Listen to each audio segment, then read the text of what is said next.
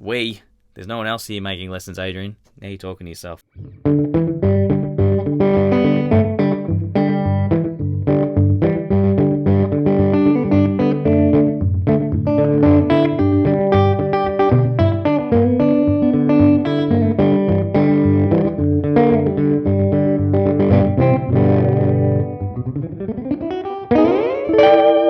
Welcome to today's video. We're going to be looking at 5 different levels of Travis picking, from bass lines to patterns to melodies, and even an example of the sort of trickery that a crazy advanced player like Merle Travis would have gotten up to. I've included the tab with this video, so see if you can play along, and do me a favor, let me know in the comments where you kind of get stuck. Where does it get challenging?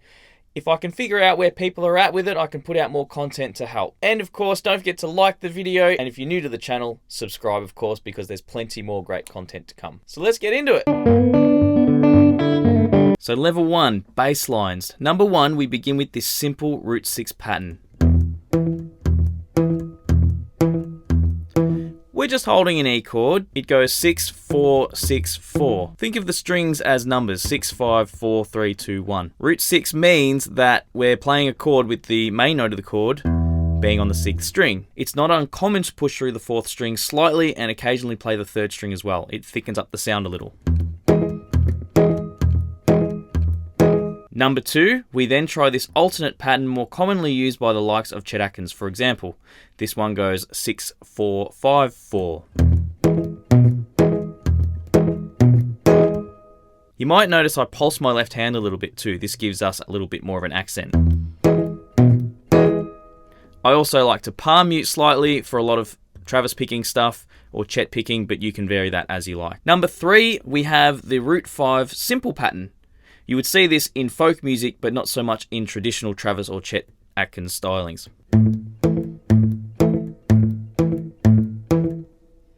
Again, you can push through slightly on the 4th string to hit the 3rd string.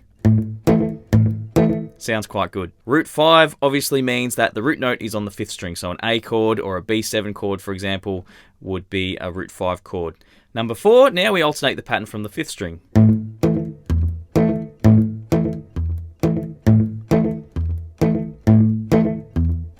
Note, if we did this for a C chord or for a B7, for example, we'd need to move our 3rd finger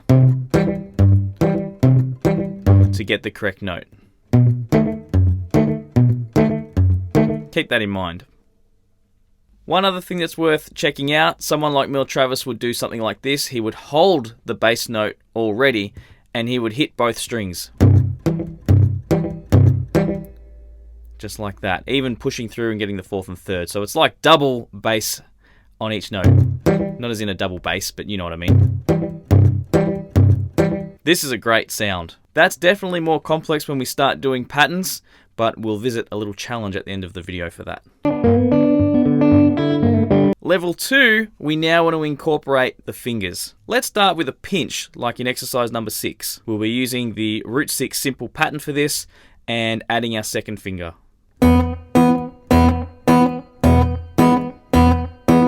Don't forget, you can push slightly through to the 3rd string, holding the E chord to get the G sharp there if you like that sound. You don't have to. That's also completely fine. Now we want to incorporate what I call rolling. It's where we play off the beat. In the previous one, we matched with the bass line. Now we're going to play in between it, just like this in number 7.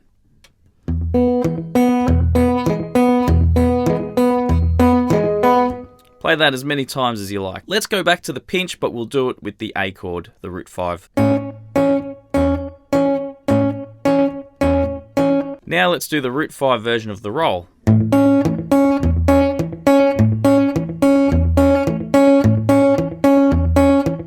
You can obviously use any finger on any string for that pattern. We can obviously, for example, do the 1st string or the 2nd string. Totally fine.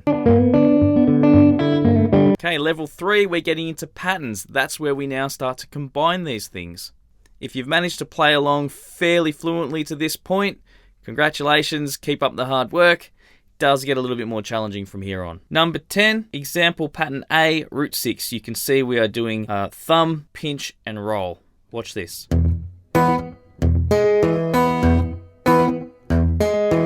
So I'm picking, I'm pinching, I'm picking, thumb, and then I'm rolling here. So picking, pinching, roll. So I hit 6, 3, 4, 2. Start again. Let's try that from a root 5. Example pattern A, root 5.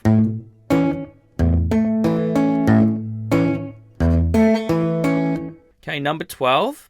We're going to do example pattern B, root 6. So this is a different pattern to the previous one, just to mix it up a little bit. So we're going.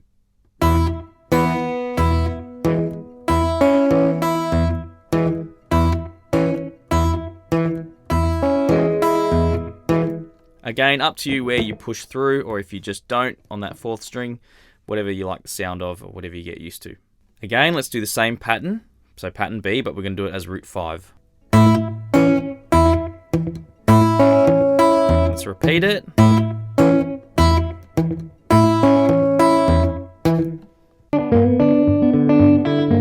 So level 4, we start adding complexity by playing patterns that require more than 2 fingers at a time. You might be using 3. Let's have a look at exercise number 14.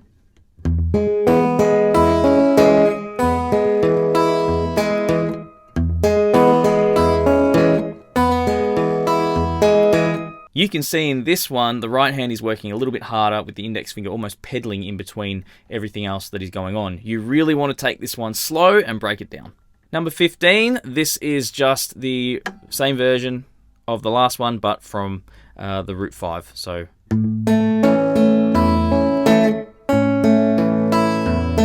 let's repeat.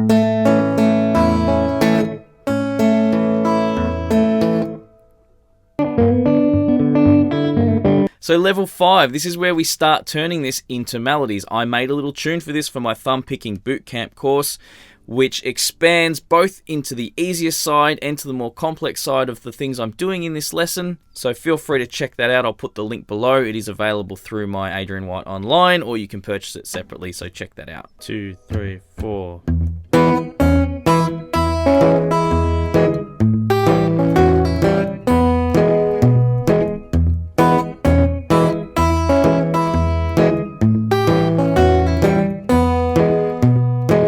You can see very quickly how melodies become really challenging and interesting when you incorporate them with Travis picking. It's essentially what Chet Atkins did. And by the way, Merle Travis did all of this crazy stuff with just his first finger. He didn't actually use the extra fingers. It was Chet Atkins that came along later.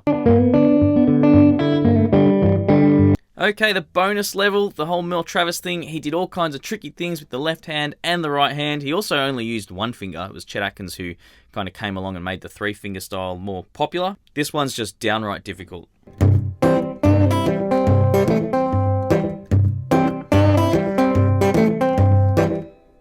So with that one, there's obviously fretting the extra note with the thumb over there, there's hitting the double, and then there's playing the little bend there in the melody. If you do try and learn any of this stuff, just break it down bar by bar or beat by beat. So how did you go? How challenging was that for you? Where did you get up to comfortably? Please let me know. If I find an overwhelming amount of people want harder stuff, I can do that. If I find an overwhelming amount of people want easy stuff, maybe we can put out some lessons on those sorts of things.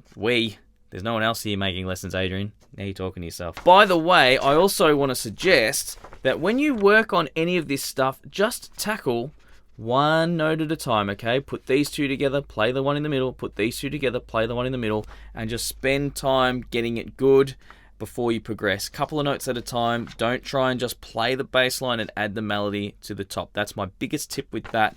Hope that really helps, guys. Thanks so much for watching. Don't forget to like, subscribe, comment, do all those things that helps the video. And if you want more, you can subscribe to the Patreon and you'll get tabs. If you really want more, jump on the website. I've got tons of transcriptions. Everything goes up there over time. And it's just going to be an amazing resource for all kinds of styles of guitar, sort of relating to vintage and rockabilly styles. I hope you really enjoyed this. I'll see you guys in the next video.